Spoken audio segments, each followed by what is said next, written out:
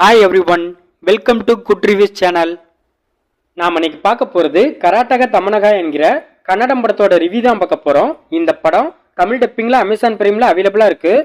இந்த படத்தோட கதை என்னன்னா, படத்தில் சிவராஜ்குமாரும் பிரபுதேவாவும் சேர்ந்து திருட்டு தொழில் பண்ணி அவங்களோட லைஃப்பை ரன் பண்ணிட்டு இருக்காங்க. ஒரு கட்டத்தில் இவங்கள போலீஸ் அரெஸ்ட் பண்ணி ஜெயிலில் போட்டிருந்தாங்க. அந்த ஜெயிலில் ஒருத்தர் தற்கொலை பண்ண முயற்சி பண்ணுறாரு.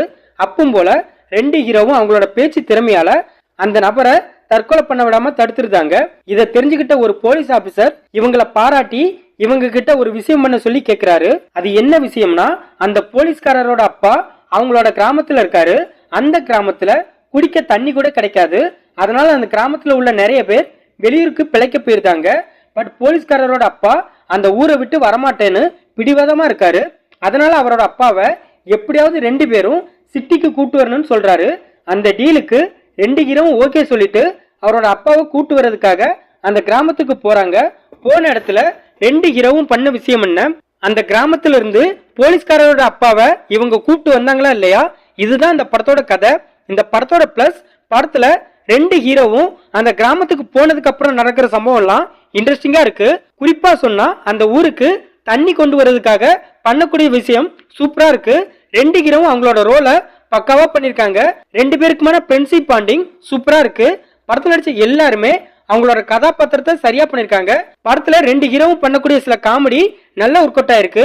படத்துல ரெண்டு ஹீரோவும் சேர்ந்து அந்த ஊரை விட்டு போன மக்களை திரும்ப அந்த ஊருக்கு வர வைக்கிறதுக்காக சில விஷயம் பண்ணுவாங்க.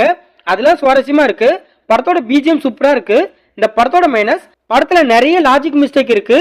குறிப்பா சொன்னா ரெண்டு ஹீரோவும் ஒரு எம்எல்ஏவோட வீட்டுக்குள்ள அசால்ட்டா போவாங்க. அந்த சீன்லாம் பெரிய லாஜிக் மிஸ்டேக்கா இருக்கு. படத்துல ரெண்டு ஹீரோவுக்குமே ரெண்டு லவ்வர்ஸ் இருக்காங்க. பட் அவங்களோட ஜோடி பொருத்தம் கொஞ்சம் கூட சரியில்லை. அதுலயும் சிவராஜ்குமாருக்கும் பிரியானதுக்குமான ஜோடி பொருத்தம் சுத்தமா சரியில்லை. அவங்க ரெண்டு பேரையும் பார்க்கும்போது அப்பா பொண்ணு மாதிரி தான் இருக்கு. அதே மாதிரி ரெண்டு ஹீரோயினையுமே படத்துல கிளாமருக்காக மட்டும் தான் யூஸ் பண்ணிருக்காங்க. படத்துல உள்ள எந்த கேரக்டரையுமே ரைட்டிங்ல சரியா டிசைன் பண்ணல.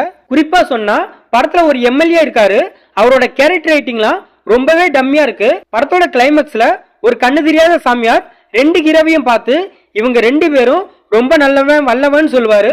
அதெல்லாம் ரொம்ப கிரிஞ்சா இருக்கு. படத்துல உள்ள சிஜி அண்ட் விஎஃப்எக்ஸ் எல்லாம் படுமோசமா இருக்கு. இந்த படத்தை யோகராஜ் டைரக்ட் பண்ணிருக்காரு. இந்த படத்துல சிவராஜ்குமார், பிரபுதேவா, பிரியானந்த், நிஸ்பிகா இன்னும் பல இந்த படத்தை நடிச்சிருக்காங்க.